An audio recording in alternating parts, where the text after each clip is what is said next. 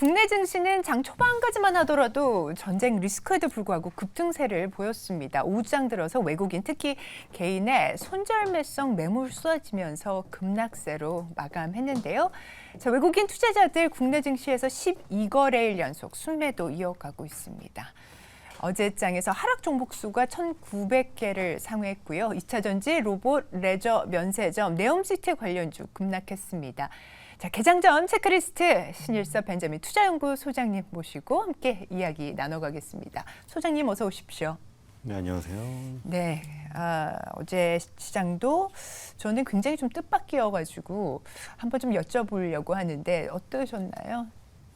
우리나라 이런 거 한두 번인가요? 진절머리가 나지 않나요, 이제? 그래서 뭐 아주 젊은 투자자들은 이미 다 떠났잖아요, 사실. 그 뭐 여기 거래소에서 잡으려는 노력도 특별히 하지 않기 때문에 이런 것들이 모든 인생의 뭐 고난과 역경은 전부 다 우리나라만 짊어지는 것 같은.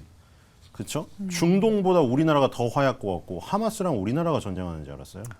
그러니까요. 일본은 2.43 급등했거든요.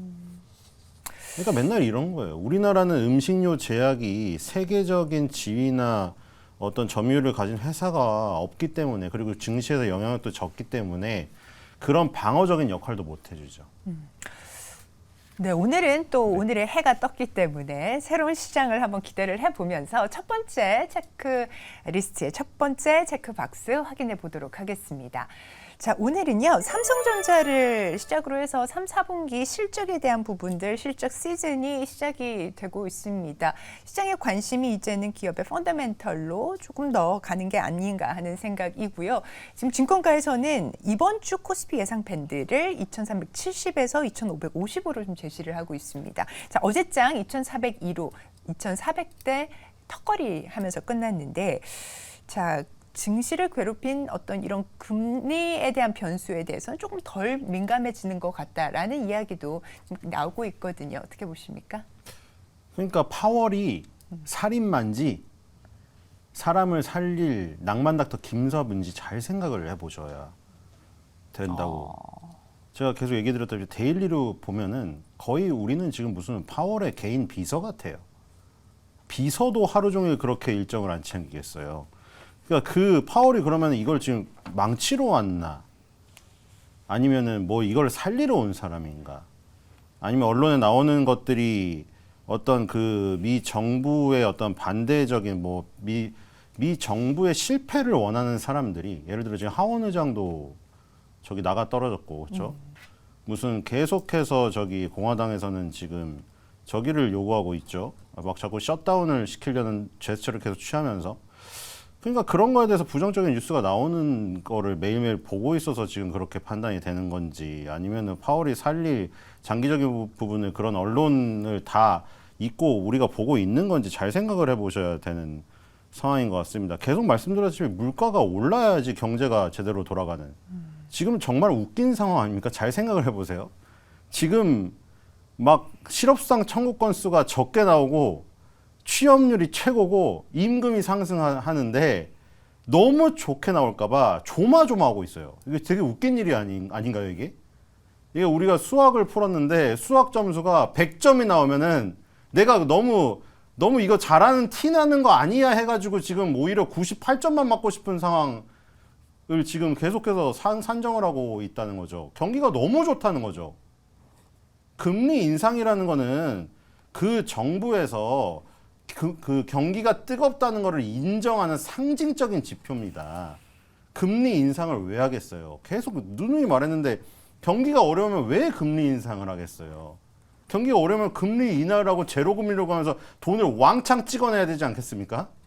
근데 지금 왜 금리 인상을 하고 있나요? 너무 뜨거우니까. 냄비 손잡이가 뜨거울 정도로 폭발 직전이니까. 그걸 조금 달래보려고 지금 그러고 있는 거잖아요. 경기 지표가 너무 좋을까 봐 오히려 걱정을 하고 있는.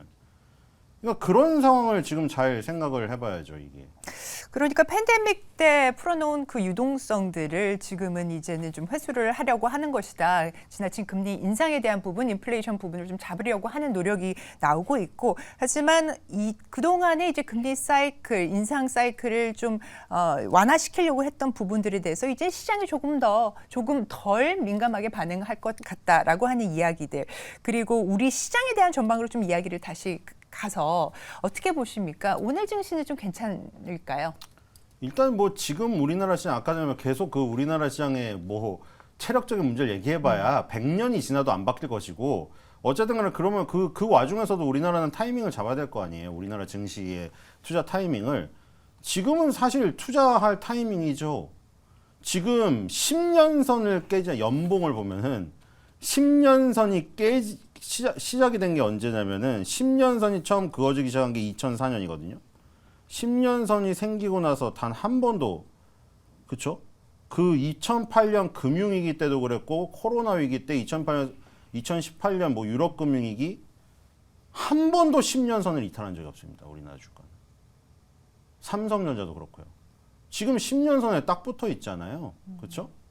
여기서 그러면은 10년선이 깨지는 것을 확률적으로 가정을 하려면은 뭐가 와야 되냐면은 2008년 같은 세계 금융위기가 와가지고 서브프라임이 터져가지고 모기지가 박살나고 이런 데다가 치명적인 코로나보다 더한 질병이 와야 10년선이 깨진다는 거예요. 네.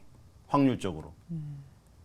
그럼 당연히 10년선에 이렇게 딱 붙어 있을 때가 투자 타이밍이죠. 2021년 1월 달처럼 저렇게 떠가지고 삼성전자 무슨 슈퍼사이클 얘기 나오면서 12만 전자 얘기 나올 때가 아니라, 그렇죠? 그러니까 그런 체력적인 문제는 감안을 하고 우리나라에 투자하는 거는 기본인데 어쨌든 타이밍적으로 지금 우리는, 그러니까 바꿔 말하면 결론적으로 말하면 10년 만에 투자 기회예요. 네, 네. 그렇게 보시면 될 것 같습니다. 네, 10년 이평선 깨지는 일은 뭐 글로벌 금융 위기라든지 아니면 팬데믹 기간에나 나올 일이다라고 얘기를 그때도 주셨고, 깨지지 않았습니다. 그렇죠. 네, 그래서 그런 만큼 투자 타이밍이다라고 얘기를 주셨고요. 그러면 뭘 살지가 이제 궁금한 거거든요. 어떻게 볼까요? 네, 벌써 우리가 지난주에 나눴던 이미 아이디어부터 지금 역사적 신고가를 간 게 지금 3개 이상 나온 것 같거든요. 지금 중국을 배제해야 되는 지금 상황이다 보니 지금 이번 정권에서 차이나 사업하는 경우 굉장히 어렵다고 말씀을 드렸죠. 지금 상황이. 그러니까 아예 지금 중국 매출이 0인 실리콘2에 대한 얘기를 드렸는데 역사적 신고가를 갔고요. 물론 역사가 별로 안 됐죠. 그럼 역사가 오래된 것도 볼까요? 제약바이오 얘기할 때 엄한 거 하지 말고 유한양행 하라고 했죠. 유한양행 역사적 신고가 갔습니다. 그리고 농심하고 삼양식품도 마찬가지죠. 삼양식품 역사적 신고가 갔고 농심 역사적 신고가 눈앞에 있습니다. 지금 지난주에 나눈 아이디어에서만 지금 벌써 역사적 신고가 및 52주 1년 신고가짜리가 지금 4개, 5개가 나와 있어요. 그리고 반도체도 또 무슨 얘기 했나요? 반도체. 장비 위주로 갔고 후공정 위주로 갔는데 전공정 쪽에서는 혁신을 일으킨 HP, SP랑 그 파크 시스템즈 그날 급등하고 그 다음에 거기가 장비가 갔으니 소재 부품이 덜 갔다고 했는데 그래서 글로 가자고 했더니 또 포커스링 4종목이 다 날라갔어요. 지금 부품에서. 지금 그 다음 이제 소재가 안 갔죠. 솔브레인이나 한솔케미칼 이런 것들이. 그러니까 결국 이런 브레인스토밍을 통해서 나눈 것들이 굉장히 도움이 된다는 얘기죠. 지금 뭐 주가가 무슨 막 50포인트 급락했다가 30포인트 급등했다가 장중에 다시 밀려가지고 마이너스로 전환하고 뭐 난리를 치고 있는데도 지금 이렇게 우리가 그 주제를 잡고 갔던 것들은 다, 그쵸? 신고가가 한두 개가 아니라는 거죠, 지금. 네, 말씀 주셨던 그런 섹터들, 뭐 음식료주라든지 아니면 또 특정 종목들도 많이 워낙 말씀을 주셨는데, 네, 시장의 맥을 정말 정확하게 이렇게 좀 짚어주고 계십니다. 자, 저희가 이제는 체크박스 좀 두 번째로 넘어가서 이야기 이어가도록 하겠습니다. 자, 두 번째 체크박스 열어주시죠. LG전자에 대한 이야기를 조금 더 나눠보도록 하겠습니다. 3분기 깜짝 실적, 잠정 실적으로 일단 이야기 발표를 했고요. 공시가 나온 것인데 매출액은 20조 넘었고 영업이익도 9,967억 기록했습니다. 지금 뭐 워낙에 앞서서 저희가 김장렬 본부장님이랑도 얘기를 좀 나눴었고요. 이번 깜짝 실적 배경 다시 한번 키워드들 한번 짚어주시죠. 네, 뭐 전장하고 가전인데 이제 이 LG전자는 백색 가전은 LG다. 이게 그 어떻게 보면 LG전자를 상징하는 굉장히 자랑스러운 어떤 문장이기도 한데 반대적으로 얘기를 하면은 LG전자를 올가매는 족쇄가 돼버렸죠. 그러니까 이런 거죠. 어떤 뭐 야구 선수가 있는데 얘는 홈런 왕이다. 굉장히 명예롭지 않습니까? 홈런 왕이라는 게.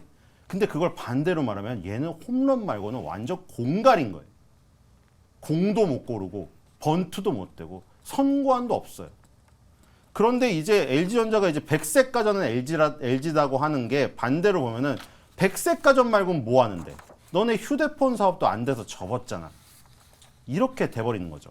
그런데 그 와중에 2021년도에 막 애플카랑 협력설이 불거졌잖아요. 근데 그거 애플 입장에서 기분 나빠하는 부분도 있는데다가 그 얘기가 나온 거는 자, LG전자가 휴대폰 사업은 접었지만 휴대폰 사업도 했었죠.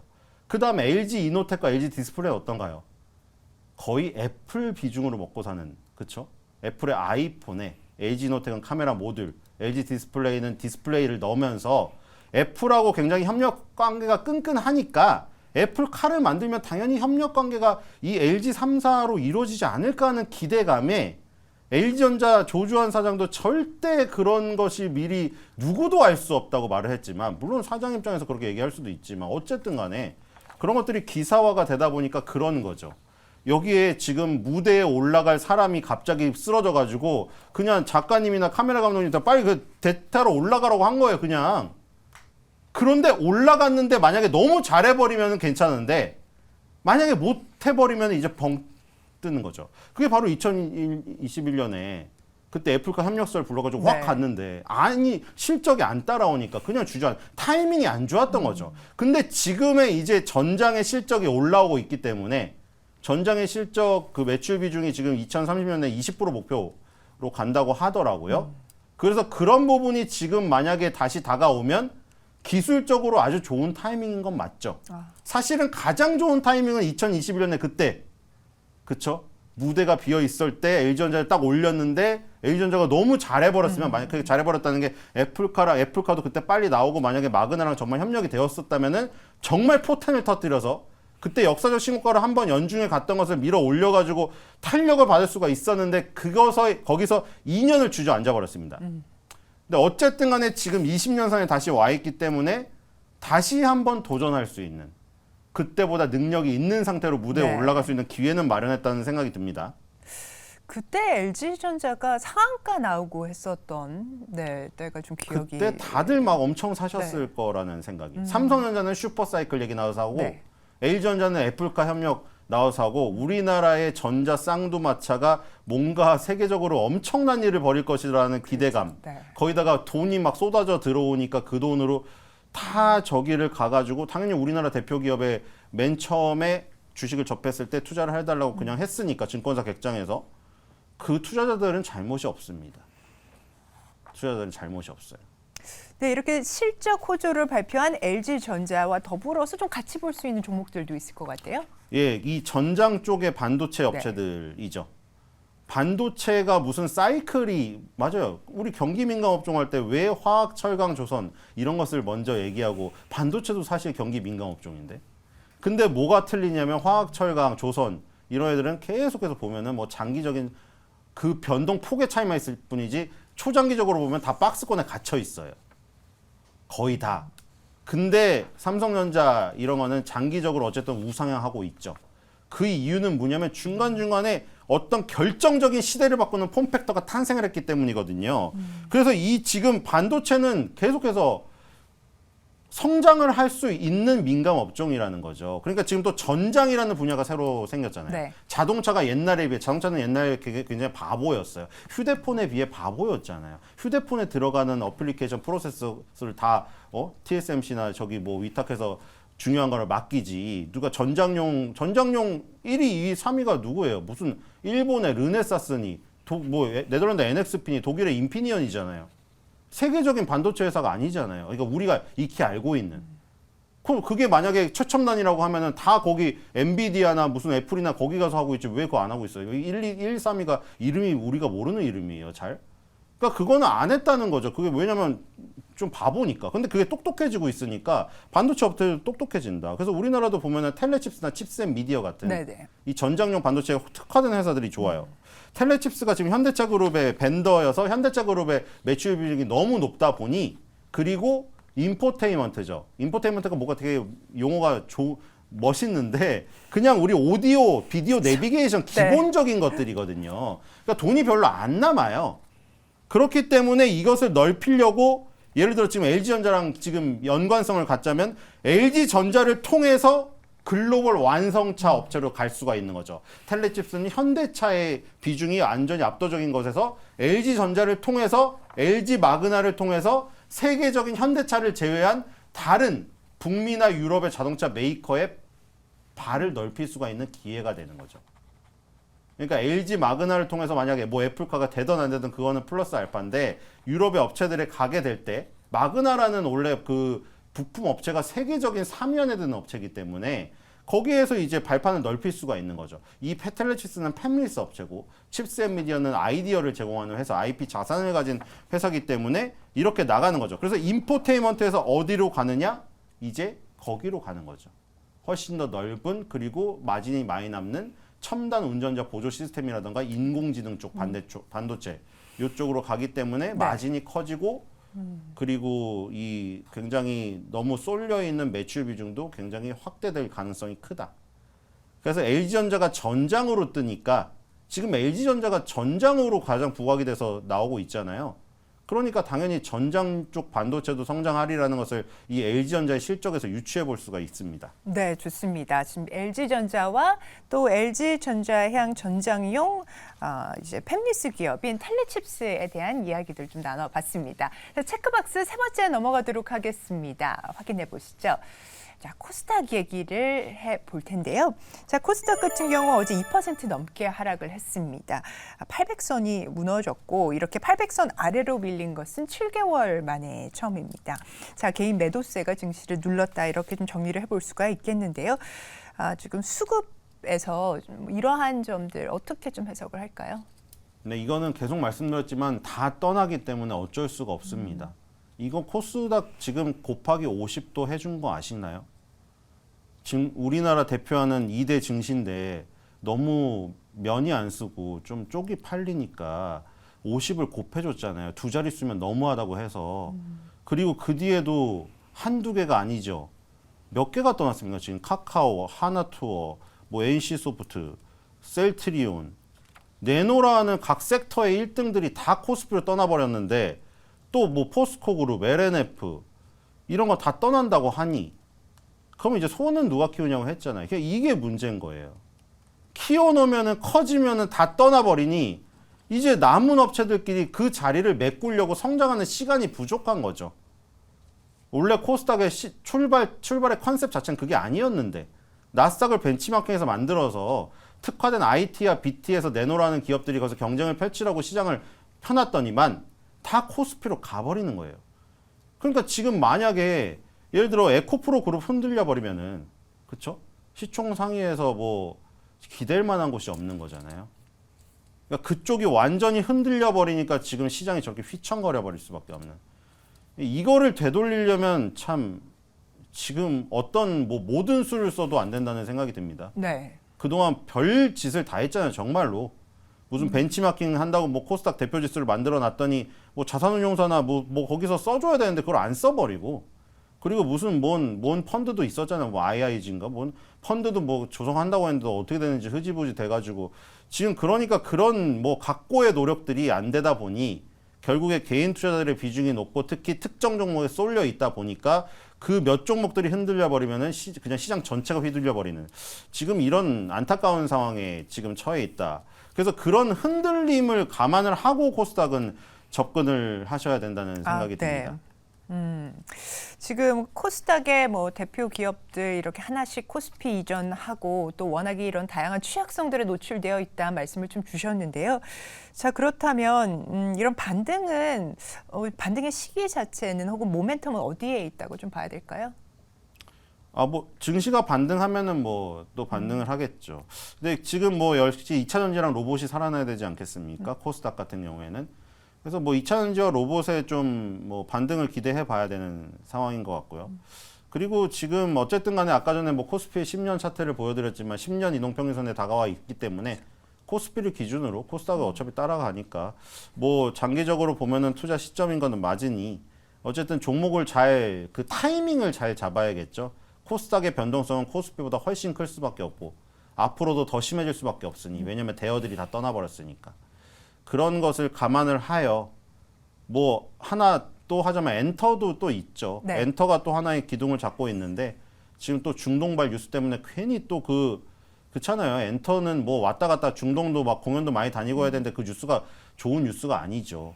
그러다 보니까 지금 이 메꿔줄 애들이 너무나 흔들리고 있는데 어쨌든 그런 소식이 어제 일본은 급등한 거는 일본은 어디다 초점을 맞췄냐면은 오히려 그 전쟁 쪽보다는 어제 나왔던 그런 아까 지표들이 굉장히 좋게 나왔는데 네.